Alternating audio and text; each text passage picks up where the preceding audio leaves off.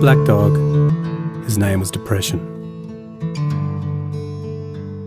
Whenever the black dog made an appearance, I felt empty and life just seemed to slow down. He could surprise me with a visit for no reason or occasion. The black dog made me look and feel older than my years.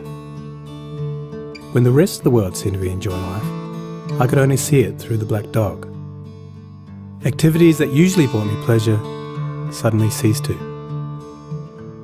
He liked to ruin my appetite. He chewed up my memory and my ability to concentrate. Doing anything or going anywhere with the black dog required superhuman strength. At social occasions, he'd sniff out what confidence I had and chase it away. My biggest fear was being found out. I worried that people would judge me. Because of the shame and stigma of the black dog, I was constantly worried that I'd be found out.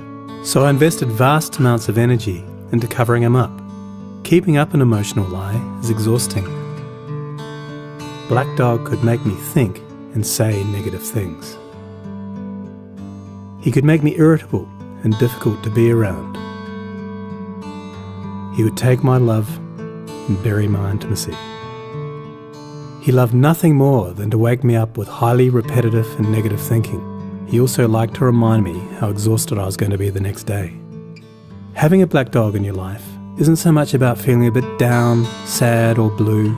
At its worst, it's about being devoid of feeling altogether.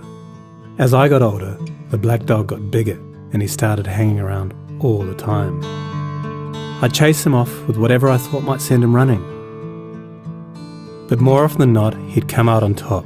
Going down became easier than getting up again. So I became rather good at self-medication, which never really helped. Eventually, I felt totally isolated from everything and everyone. The black dog had finally succeeded in hijacking my life.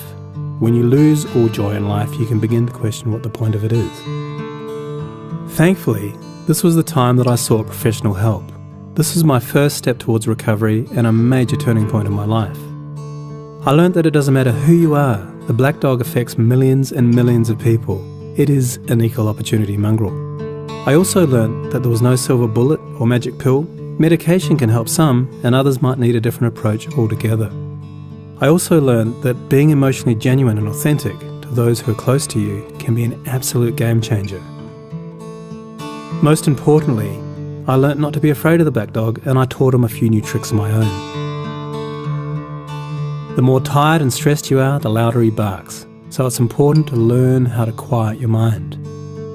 It's been clinically proven that regular exercise can be as effective for treating mild to moderate depression as antidepressants, so go for a walk or a run and leave the mutt behind. Keep a mood journal. Getting your thoughts on paper can be cathartic and often insightful. Also keep track of the things that you have to be grateful for. The most important thing to remember is that no matter how bad it gets, if you take the right steps, talk to the right people, black dog days can and will pass. I wouldn't say that I'm grateful for the black dog, but he's been an incredible teacher. He forced me to reevaluate and simplify my life. I learnt that rather than running away from my problems, it's better to embrace them. The black dog may always be part of my life, but he'll never be the beast that he was. We have an understanding. I've learned through knowledge, patience, discipline and humour, the worst black dog can be made to heal. If you're in difficulty, never be afraid to ask for help.